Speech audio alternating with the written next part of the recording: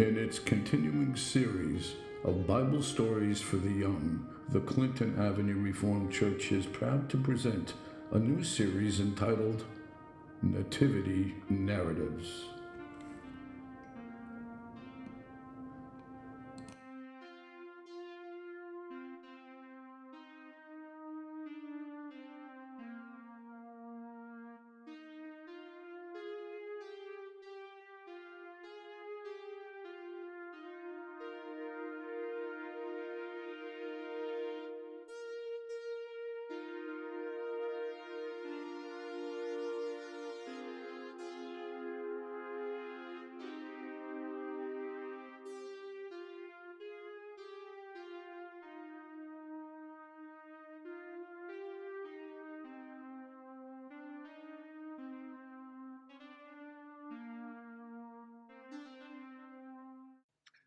Hello, my friends.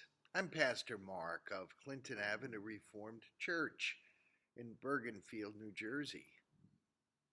I like doing stories for young people. Most of them are Bible stories.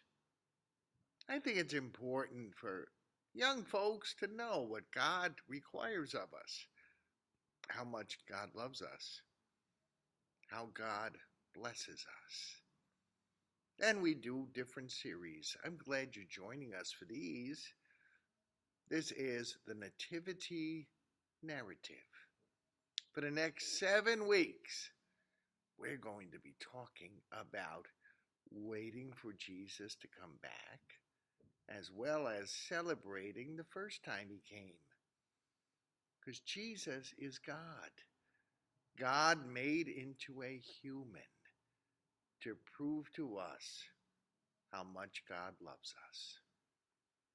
Now, maybe you've seen in your house a Christmas nativity. Maybe you've seen one in church. Sometimes stores and businesses have them. Well, what do they mean? How did they start? Let's talk about that in these weeks coming up to Christmas and a few weeks after Christmas. You'll notice I'm wearing my red shirt. I'm getting set for Christmas. And to help me with my stories for these 7 weeks, I am going to be using a Little People nativity set. So we'll talk about all these different characters. But first, here's some history lesson for you. You can tell your teacher you were studying history. Sounds cool, right? When did a nativity set first get started? When did people first start putting a little manger in their houses with animals, little baby? When did that start? Actually, about 1,000 years ago. Yes, really, 1,000 years ago. That's even before your grandparents were born. This is a long time ago. There was a priest. His name was Saint Francis of Assisi.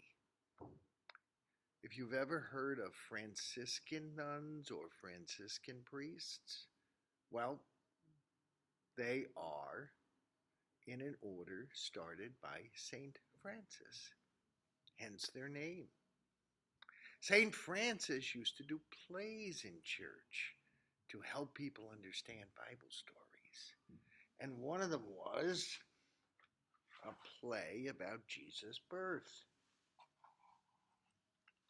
And then he got the idea that if he could make little play sets for children, then he could get these play sets into every house so that children could reenact the story and they'd come to learn the story better. And so here we call it a stable. Now, was Jesus really born in a stable? We're not so sure. But he was born around animals because there was no place for him at the hotel room. Well, I'm getting ahead of myself. St. Francis began selling these all throughout Europe 1,000 years ago with figurines. So that kids just like you could begin to reenact the story. Act it out as you play, and you can better remember what really happened at Jesus' birth and what didn't happen at Jesus' birth. So today we're just going to look at the little stable, and we're going to look at some of the characters. And then in the weeks to come, remember, we've got 7 weeks to talk about this. Weeks to come, we'll be talking about different parts of the story. So, in our stable, ultimately, there's going to be a lot of figurines. Let's look at some of them. I'll just let you know who these are. So that way in the future, well, it won't sound strange when I mention these characters and tell you more about them. Here we go. We've got an angel. An angel's important in the Christmas story. An angel went and talked to a woman named Mary, and an angel appeared in the dream of a gentleman named Joseph, and later on an angel even went and talked to shepherds who were taking care of sheep in a field. So an angel is very important. Who do we have here? We've got one magi. Now, what's a magi?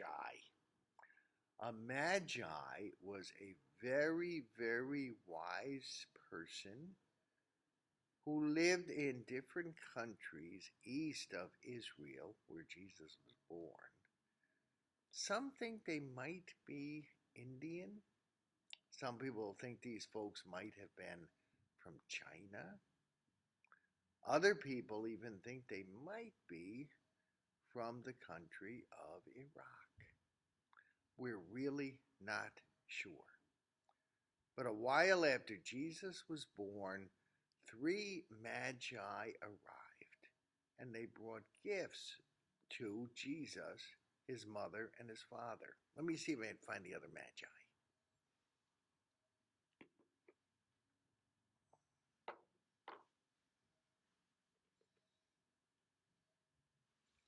See, they're all carrying gifts. Now, there is a tradition that says there were 3 magi. We don't know. We know there was more than one. We're not sure how many.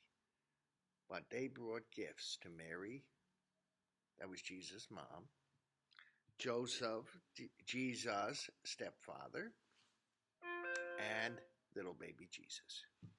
What else do we have here? We got a camel, because we think those magi probably traveled by camel. That's usually you did it across the desert back then. Oh, who we got here? Looks like a cow. Why do we have a cow? Because Jesus was born around animals, outdoors. There was no place for him in the local hotel. Oh, who's this? Looks like a donkey. Wow, donkeys even got a saddle. I got a feeling that someone was riding on that donkey. Well, we'll find out, don't worry. Hey. Wow. We've got here Mary and Joseph. Mary was Jesus' mom, and Joseph was Jesus' stepdad. But of course, everyone just called him Jesus' dad, because he certainly became that. He was the protector of Mary and Joseph, and, Mary and Jesus. What else do we have here? We've got a sheep. What's a sheep got to do with Jesus' birth and Christmas? Really? We're going to talk about that. Look, there is a trough of hay. Now, if you look carefully, you can see right over here, like a little face. There's a kitten in there, the face of a kitten. I hope you can see it. See, it is a face of a kitten that is playing in the hay of the manger. It's where animals eat. Oh, look at this. In a pile of straw, here's baby Jesus. Baby Jesus is the reason we celebrate Christmas. It's Jesus coming into the world. God made into a human being. So this is the first of our nativity narratives. I just wanted to give you a big overview, and after which, well, we'll talk about some of the other characters in more detail. I would really like more of you young folks to listen to my children's stories because knowing God is so very important. If you would please, if you're watching this, like it, share it, invite your friends to see it. This is part 1 of 7. That's all about waiting for Christmas and Christmas. I hope you enjoyed this, and please join me again next week, same time, same website. God bless you, folks. I hope you're looking forward to Christmas. And I hope your Christmas is really a blessed one of good friends, good family, and a lot of peace and joy. Until next time, Pastor Mark saying, God bless you.